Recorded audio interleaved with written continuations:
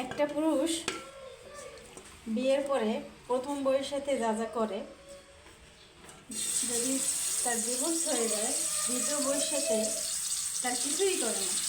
প্রথম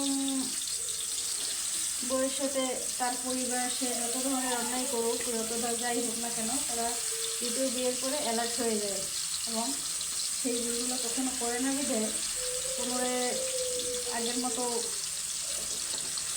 আগের বউয়ের সাথে যা যা করছে ওগুলো না করার কারণে পরবর্তীতে তারা ভালো থাকতে পারে। শিক্ষা নিয়ে তারপরে দ্বিতীয় বিয়ে করে পুরুষ। তাইলে ভাই প্রথমবার কেন তারা এগুলো করলি?